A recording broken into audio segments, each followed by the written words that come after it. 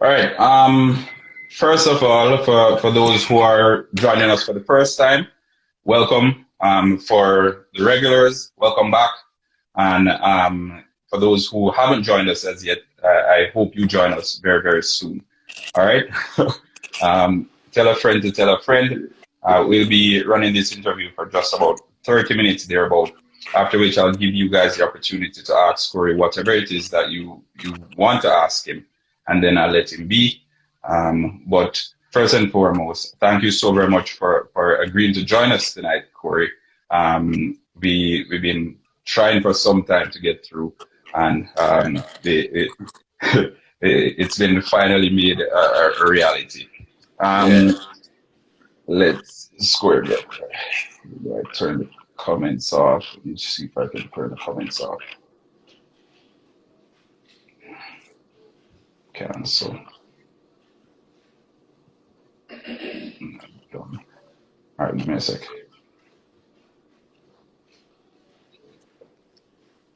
All right, we'll just work with them. Cancel.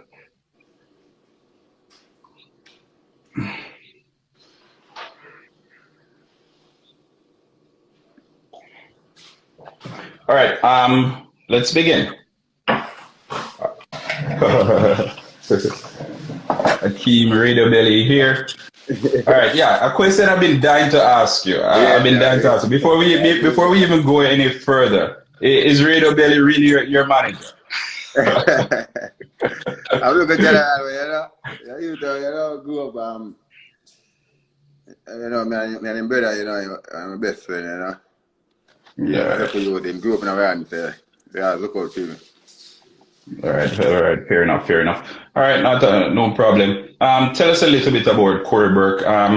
There have been a number of interviews that you've done in the past. I remember in 2018, I think, 2018, I read an article where Damani Ralph, at the time, he said that you were a late bloomer, but you were definitely a true talent.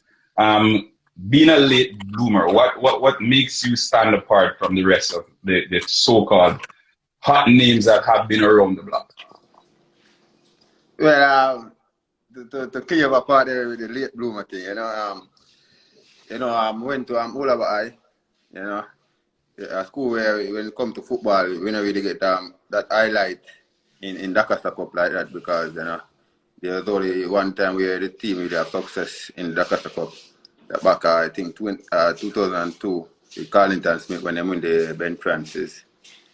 So when I was playing, you know, we have a pretty decent team, but we went to the semi-final, 28. We went to the semi-final at the Ben Francis and then get eliminated at the competition in the second round. You know, then 2019, in my last year, we make it through the zone, but then something went wrong with the under 16 team, and you know, it's decided that all of the sports have to withdraw. So you know, so my schoolboy career was cut short by that. Okay, so having this, how do I put it, a shorter stint in schoolboy football, do you think you had something to prove going into the National Premier League, considering most of the names that were being tossed around in the Premier League were already known prior through the schoolboy football system?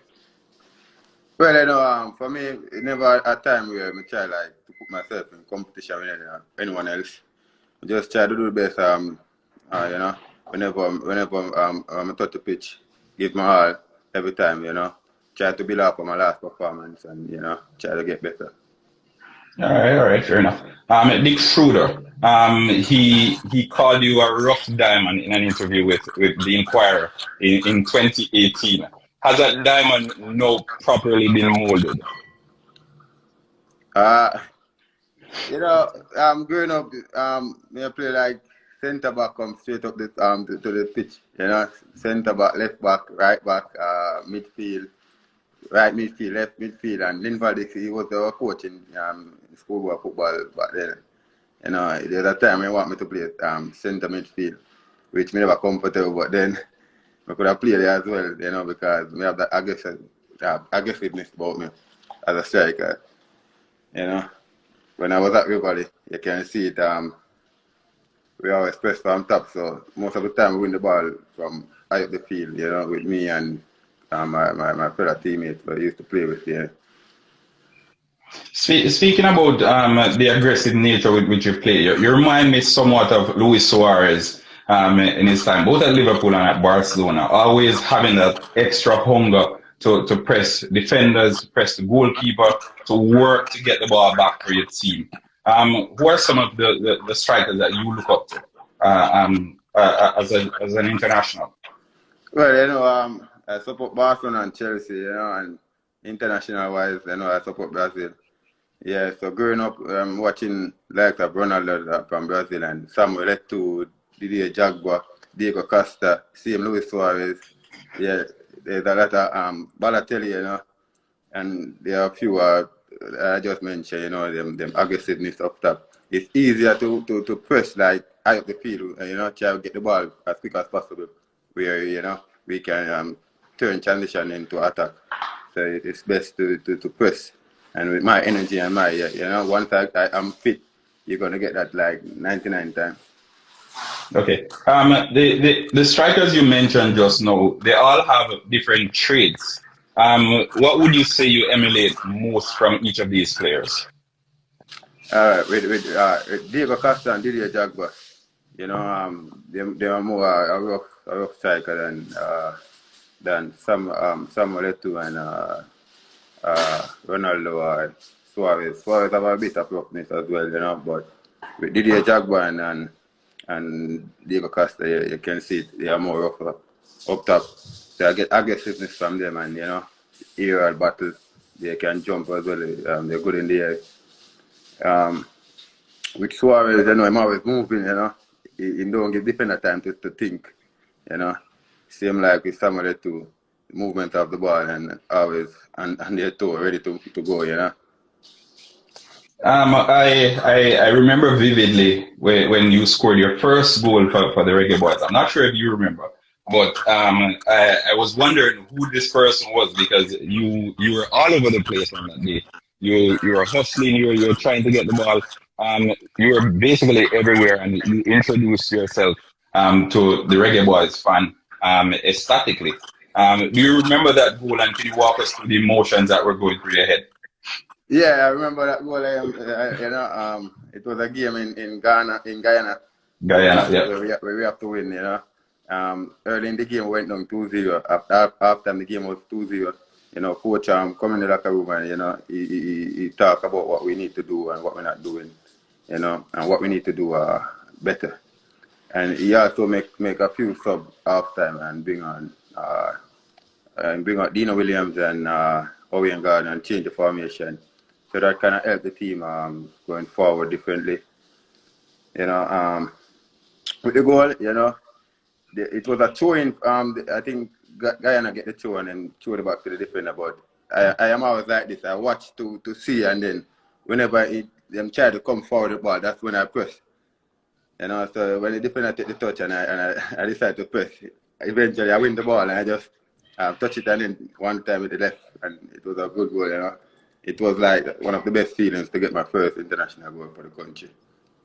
All right. Because all the youngsters who are on here know and who look up to you as a role model, they can relate to your story in trying to make that Reggae Boy team and going even as far as getting that first goal for your country. I can't imagine any feeling similar to that. A next question that I have, I've noticed this over the years that you're really good coming from the bench. You're really good coming from the bench, and as a result, I think it may be, I don't know, would you consider it an advantage or a disadvantage? Because, you know, some coaches, they like to have an ace up their sleeves. So they like to hold the card back before they play everything. What would you attribute to that? Do you consider it an advantage or a disadvantage? Well, as I said, talking about even this season, I didn't have a preseason because of injury. You know, I have a groin injury, and that kind of keep me off from preseason. You know, but before I was doing pretty well in training. It was like one of the best strikers for the first part of pre-season before they pick up injury. So, you know, with the strikers that we have here, we have pretty good strikers like Casper and Sergi, you know. So there's going to be a competition with the three of us, you know, and you know we only use two. But sometimes, you know, the coach mentioned he want to have three of us once on the field. Like the other night, he make a change, which he didn't make a forward change. He bring on Casper and he put him at the number 10. But for me, as I said, once I put my foot across the line, I'm just going to go there and give my best. It don't matter if I start or if I'm on the bench. It's just the same energy, you know? And that's always good because the same energy you show when you start is the same energy you should show when you're going onto the pitch as well. And I think it is the primary reason why I'm not sure if you know this, but 7 of the 14 goals you've scored for Philadelphia Union have been game-winning goals. So I'm not sure. So if you knew that, but that's really an admirable stat. It shows that you're contributing significantly to the team, especially in the dying moments as well. All right. Reggae Boy captain Andre Blake, he is a teammate of yours. How has that influenced your game as it relates to motivation, especially with 2 major competitions coming up? Him being in the locker room next year, do you feel an extra level of pressure to do well? Well, you know, as I said, in the locker room next to me, he's really next to me, you know, because we sit side on side in the locker room, you know. He's at my right side and I sit next to him. You know, with a guy like Andrew, you know, he have a lot of individual success over the years, you know. He win a lot of individual trophies like best goalkeeper and in the MLS and even the Gold Cup as they see and Caribbean Cup. So to have a guy like Andre Blake on the same team, you know, and we are from the same country. We even play against each other back in high school as well. You know, we always like try to reason things, you know, when things are going well. Andre is always there to motivate me and, you know, telling me to keep my focus and, you know, wanted me to do the right thing. So he always want the best for me. Likewise, I want the best for him, you know. We motivate each other in the locker room. The next part of the question, because as you know, the Gold Cup is later this year, the World Cup is next year. Do you feel an accentuated level of pressure? There are a lot of big names being touted to get into the Reggae Boyz team, and like now we have a huge squad. Do you feel that you're pressuring yourself to do well in order to get into that 23-man squad? And are your peers around you pushing you as well to get there? Well, I would say I am pressuring myself, you know. I am pushing the pressure on the coaching staff, as you can see, with my performance, you know. That's all you need to do. You know, every time you play, you just have to go there and do what you have to do and, you know, give the coach the hard time and not to leave you out, you know. Yeah, true. You've had an extremely torrid year and a half or so with visa situation and all of that. Can you shed some light on that for us? Well, you know, as I said, it was a tough year and a half for me, you know, not to be with the union, you know. The union is like my second home, you know, from leaving Jamaica from 2016 till then.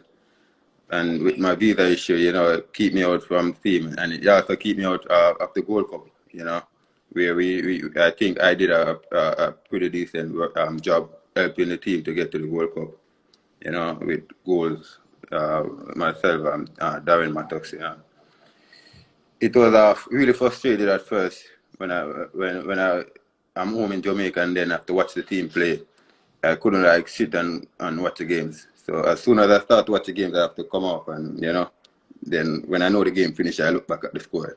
Then, you know, we were trying with me and my agent, that man, we were trying to go somewhere in Europe at that time. And every time some opportunity comes, there's a problem with visa again, like with the with Belgium visa, we have to go and set appointment. Then they are taking too long. Then the team lose interest.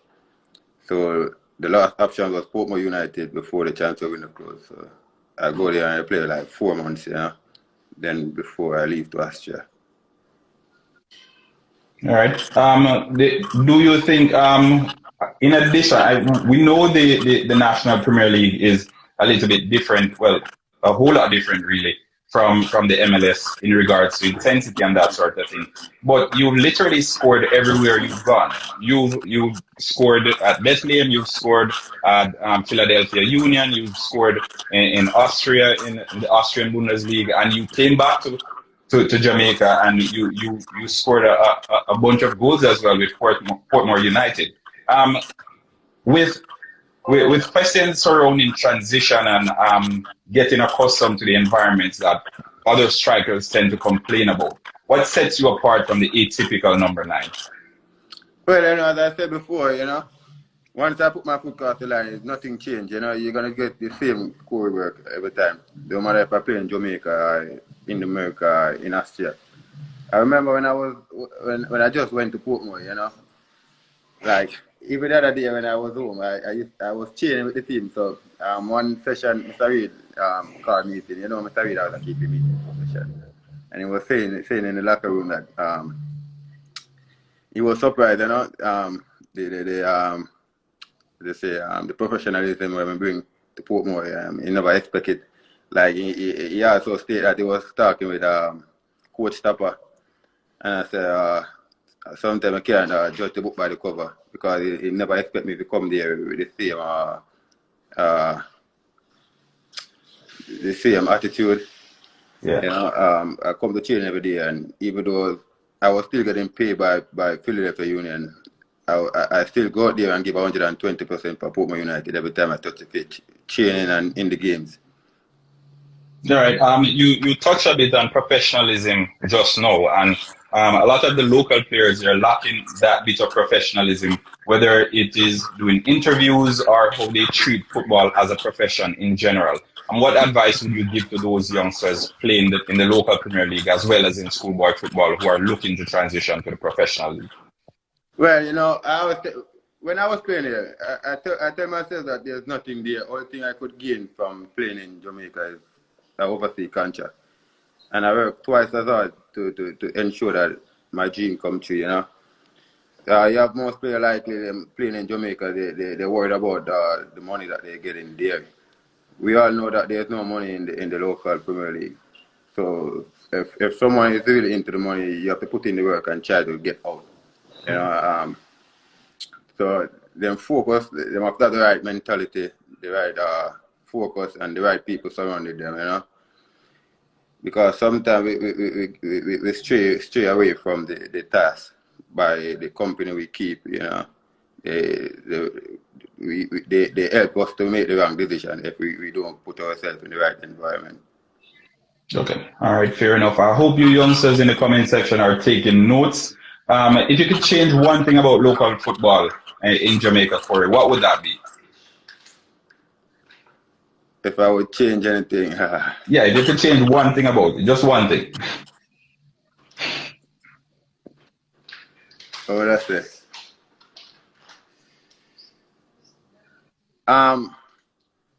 Invest in the league more, I don't think that them invest in the football in Jamaica. I was asking like infrastructure or what? Like general resources, or is it a case of infrastructure with pitches or with grassroots programs or what? Be more specific. Pitches is a must, and with the most teams, you only have few teams that really like a professional team in Jamaica, like Portmore United and Harbourview and Mount Pleasant. I don't know about Arnett or Waterhouse like that, but I am sure about Harbourview because I was there at one point as well before I joined the Valley. Okay. What are some of the lessons you took from local football and you applied to playing in the MLS? I would say I grew up watching football, back then when I was younger, watching Premier League. I was even traveling with Portmore United as a teenager when Anandelu and Mares and those guys was playing. So I learned a lot from then until I was playing, I know that, as I said earlier, there's nothing there. Only thing there is try to get out if you're really serious about your career and your football ability. Okay, so do you think a professional who is looking to make it in football can stay in Jamaica and still be great then? Because you just said there's nothing there. So in essence, it's saying, okay, in order to find your full potential, you have to leave Jamaica. What happens if you don't get that contract? Well, you don't have to leave before you find it. That's where you have to start from there, you know. Because if you don't start from there, then no one's gonna see you. So you have to find your footing from in Jamaica. That's where you're gonna get the breakthrough. Okay, all right, fair enough. I'll backtrack a bit because you said when you were home with the visa issues and all of that, you felt a pain in your heart every time you saw your team play. Now you went back in and you helped Philadelphia Union to lift the shield, the supporters' shield. Correct, right? Yeah. You said you didn't feel a part of the unit because you only played 2 games. Do you now feel fully integrated into the squad? Yeah, most definitely. Because now I get the chance to start from from the get go, and I think I owe the union a lot, for them not to turn their back on me through the difficult times. So that's where every time that's where my motivation comes from as well. So every time I go there, I always remember. So I give 120 every time. Even from the last game, I was saying it to my girl today that my body still feels sore from the game, and we play like from Saturday. Wonderful goal, by the way. Wonderful goal. But take us through your thoughts, because I saw the run you made, and the pick out was perfect. The goal you scored, there was literally nowhere else for you to put the ball, and you squeezed it in. Take us through what was going through your head. What came to mind in the heat of that moment? Well, even the night before, because everything happened, like everything was a build-up from the night before, pertaining to the game. I was saying this to my friend because the keeper that keep for Red Bull, he was a part of the union 2019, and before he leave back. So I was saying this to my friend that, yeah, this is Carlos, when he was here, every time in training, me and him, we always go out in and I always scoring goals at him. So I have to score, So on the day, it was a build-up from a goal kick. Andre Blake, they always like target me or the captain whenever we have a goal kick and he's going to kick the ball on. Eventually, he kick it straight to me and me challenge first, then win the first header, then Sergio challenge, get licked over, and this player, Anthony Fontana, pick up the ball. So when I see all of that happening, I say, okay, this is the moment, and I am not going to stop until I get this ball. So when I see Jamaica, I already show him where I want it, as you can see in the goal I was pointing. I said, there, and I tell myself, I am going to get this ball before the keeper and even the defender. Yeah, it's a fantastic goal. For those on here who haven't seen it as yet, go check it out. It's on YouTube. It's all over social media, really. It's one of the goals of the weekend, in my opinion. Well, next to Alisson's, of course, but Liverpool fans on here. But next question for you. Your coach said when you returned, he told the players to start wearing shin guards in training again. I find it fascinating because a lot of players don't train with the same intensity that they play.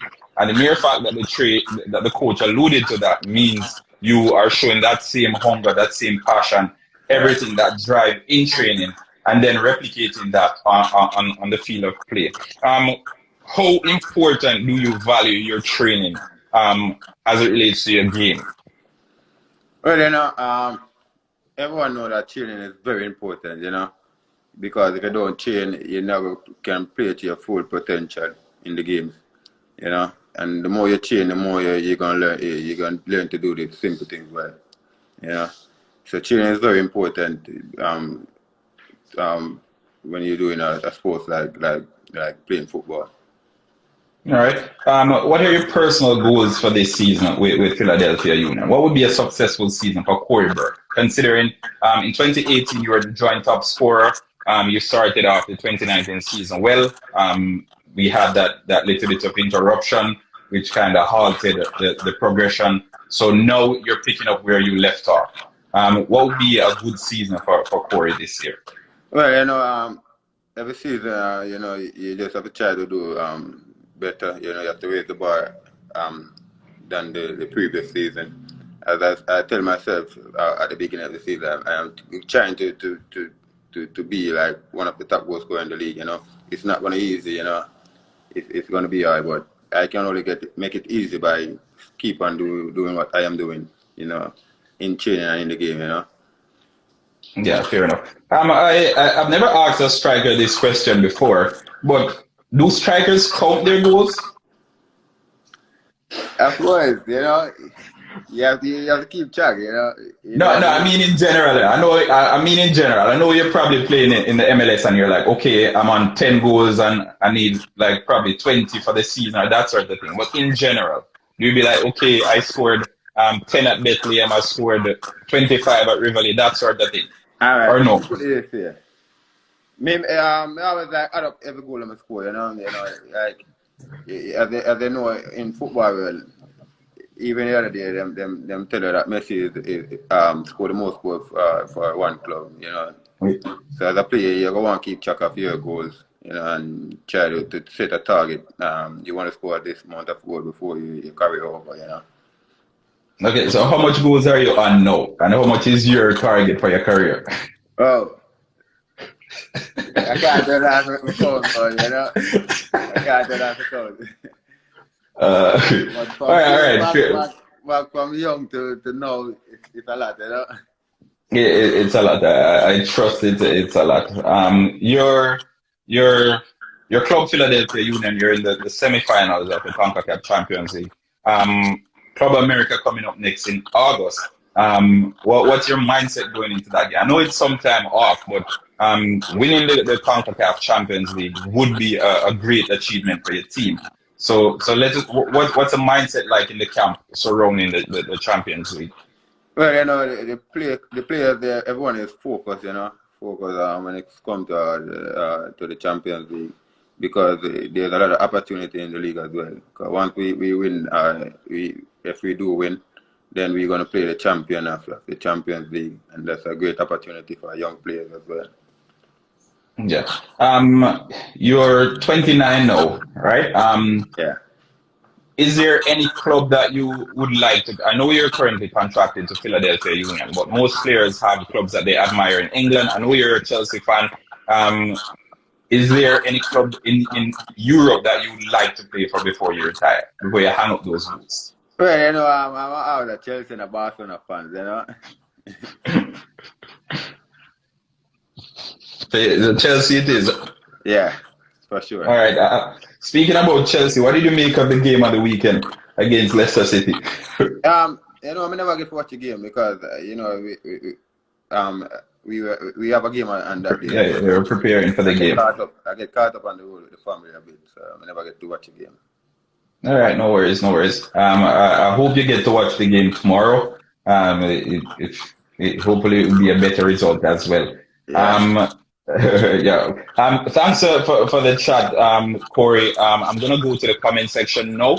I'm gonna allow your fans, your viewers to ask you the questions that they have in mind. They've been in the comment section